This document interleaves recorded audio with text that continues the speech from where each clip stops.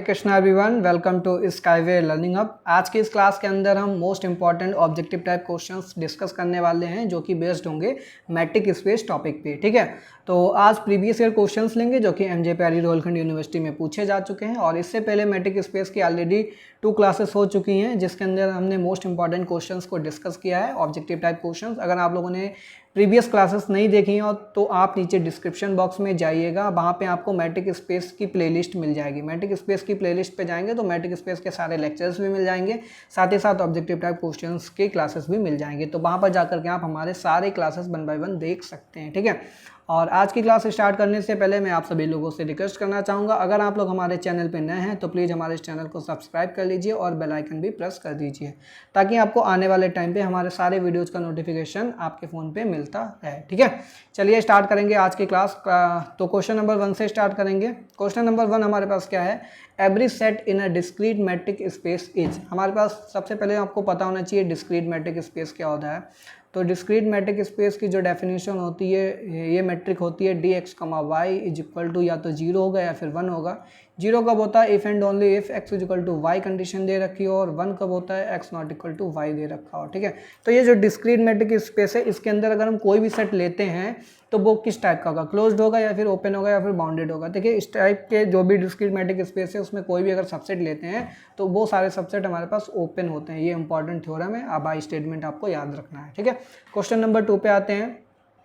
S R x not, S R x not जो हमने लिखा है ये एस आर एक्स नॉट, इसको ऐसे भी लिखते हैं हम यहाँ पर एस, ये स्फीयर को डिनोट करते हैं यहाँ पर आर कॉमा एक्स नॉट से डिनोट करते हैं। ठीक है, आर कॉमा एक्स नॉट, या फिर इसको ऐसे लिख सकते हैं हम यहाँ पर एक्स नॉट कॉमा आर।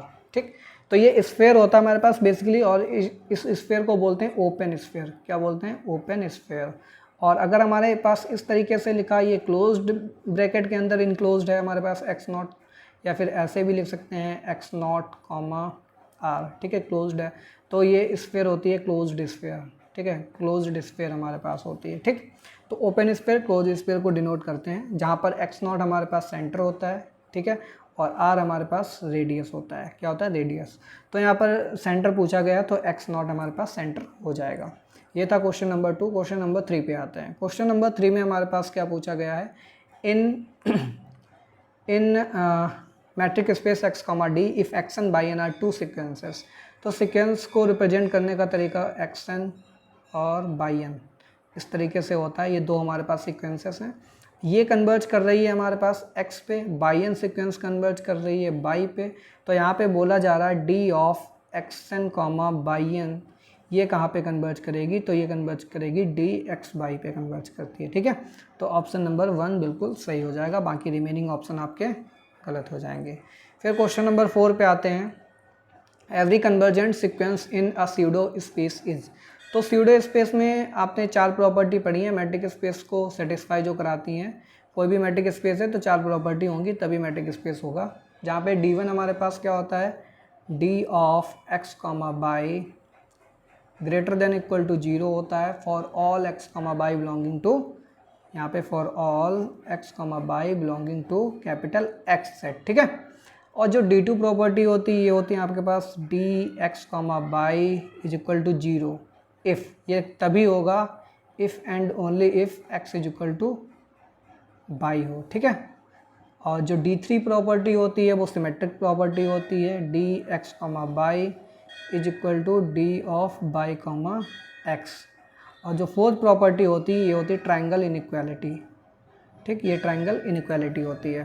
तो यहाँ पे स्यूडो स्पेस में ये जो सेकंड प्रॉपर्टी होती है ये होल्ड नहीं करती है, मतलब कि D X comma Y is equal to 0 है तो X is equal to Y भी हो सकता है, X not equal to Y के लिए भी ये कंडीशन सेटिस्फाई कर सकती है, दोनों के लिए।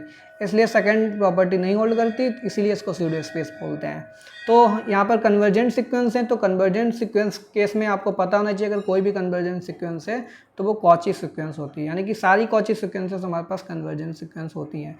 तो कन्वर्जेंट सीक्वेंस का दूसरा नाम कॉची सीक्वेंस भी होता है, तो यहाँ पर आप नोट डाउन कर सकते हैं जो कॉची सीक्वेंस होती है भाई कन्वर्जेंट सीक्वेंस होगी। ठीक है, ऑप्शन नंबर 2 सही हो जाएगा यहाँ पर। क्वेश्चन नंबर 5 पे आते हैं। स्यूडोमेट्रिक space have no.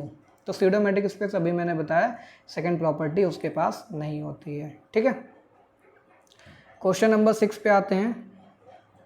Question number 6 में आपसे क्या पूछा गया है, in a discrete matric space. तो आपके पास जो डिस्क्रीट मैट्रिक स्पेस होता है अभी डिफाइन भी किया था मैंने, तो यहाँ पे जो डी एक्स कॉमा आर होता है ये सिंपली हमारे पास एक सिंगलेटन सेट होता है जो कि एक्स होता है, और जो रिस्ट्रिक्शन होती है रेडियस की वो क्या होती है, लेस देन इक्वल टू 1 होती है, ठीक है। तो रेडियस हमारे पास क्या होगा, R less than equal to 1।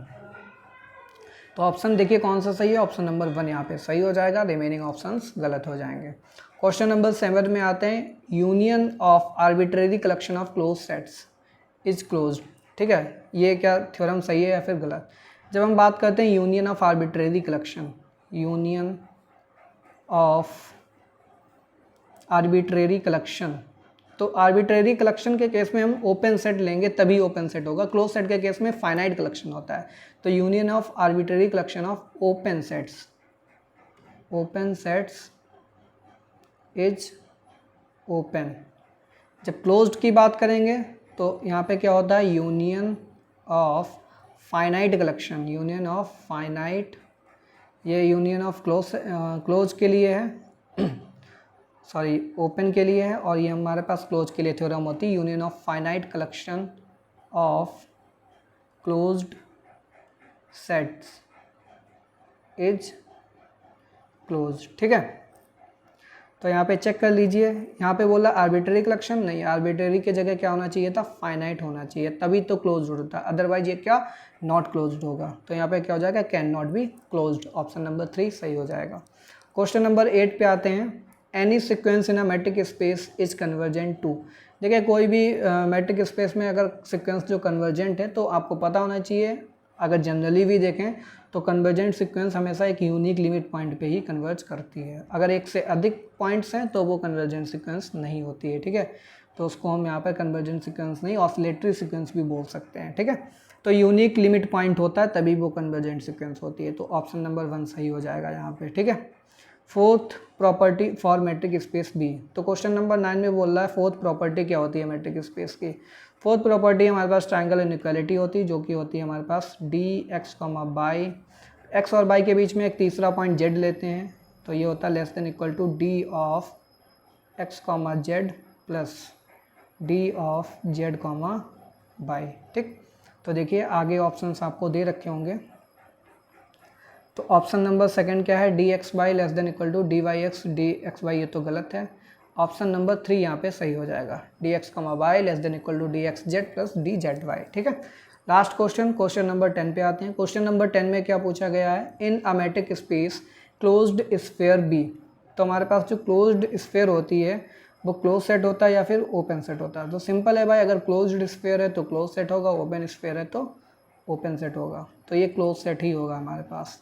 तो ये ऑप्शन नंबर 1 यहाँ पे सही हो जाएगा। और ये सारे क्वेश्चन रॉयलखंड यूनिवर्सिटी में पूछे गए, काफ़ी इंपॉर्टेंट क्वेश्चन है। तो आई होप आज की क्लास के अंदर मैंने जितने भी क्वेश्चंस डिस्कस किए हैं सारे क्वेश्चंस 1 बाय 1 बहुत अच्छे से समझ में आए होंगे।